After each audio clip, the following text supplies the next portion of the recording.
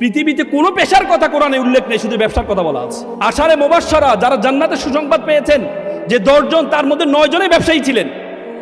আল্লাহ রাসূল নিজে ব্যবসায়ী ছিলেন, তার ওয়াইফ ব্যবসায়ী ছিলেন, তার 4 খলিফা ব্যবসায়ী ছিলেন। ব্যবসায়ী হওয়ার জন্য এত হীনমন্যতা ভোগেন কেন? হীনমন্যতা ভোগেন কেন? আপনার সবসময় মনে করেন টাকা লাগবে, ব্যবসার টাকা ছাড়া তো ব্যবসা হয় না। না, যারা বড় বড় ব্যবসায়ী হয়েছে তাদেরকে জিজ্ঞেস করে দেখেন তারা কত টাকা দিয়ে শুরু করেছে। তারা কত টাকা দিয়ে শুরু করতে জিজ্ঞেস করে দেখেন। পৃথিবীতে সবসময় টাকা লাগে না ভাই। পাঠাও, উবার, তাদের নিজস্ব কোনো গাড়ি আছে?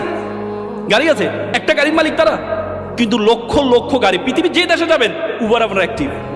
পৃথিবীর কোটি কোটি গাড়ি তারা ডিল করে কিসের মাধ্যমে? শুধুমাত্র একটা সফটওয়্যার কারণে। তার কি টাকা লাগছে? পাঠাও, ইলিয়াস, তারা যে এই করেছিল, তাদের নিজস্ব কোনো গাড়ি আছে? স্টুডেন্ট অবস্থায় তারা এই অ্যাপসটা তৈরি করেছিল। আমি কিছু আগে সিঙ্গাপুর গিয়েছি।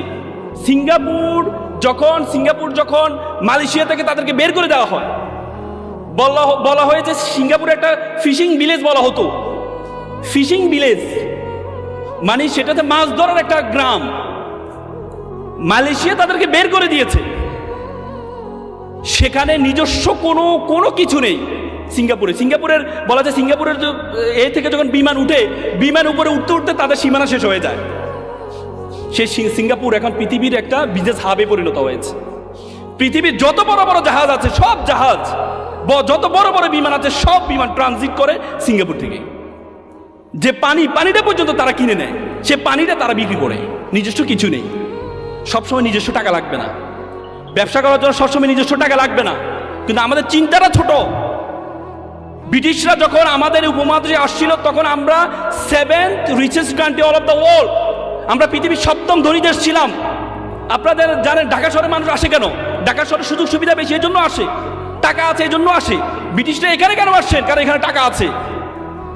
এখানে টাকা আছে। ব্রিটিশরা যাওয়ার সময় আমাদের মাথার মধ্যে ঢুকিয়ে দিয়েছে যে ছেঁড়া খাতায় শুয়ে লাখ টাকার স্বপ্ন দেখিও না।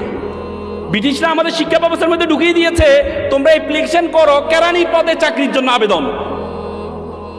কেন? সিইও পদে চাকরির জন্য আবেদন শিখাইতে পারে না আমাদেরকে? এমডি পদে চাকরির জন্য আবেদন শিখাইতে পারে না আমাদেরকে? কেন আমাদের শিখতে হবে কেরানি পদে চাকরির জন্য আবেদন? আমাদের শিক্ষা ব্যবস্থার মধ্যে এমন কিছু ঢুকিয়ে দিয়েছে, তুমি লাখপতি, তোমাকে আবেদন করতে হয়। আমার বাবা কৃষক, আমার চলতে পারি না, সুতরাং আমাকে কি বৃত্তি দেওয়া হোক। মিথ্যা থেকে শুরু করেছে তোমাকে শিক্ষা। ছোটবেলা হাতিম ডিম, তারা মাঠে পারে ডিম, এমন কোনো প্রাণী আছে? না, তোমাদেরকে শেখানো হয়েছে, আমাদের মধ্যে শেখানো হয়েছে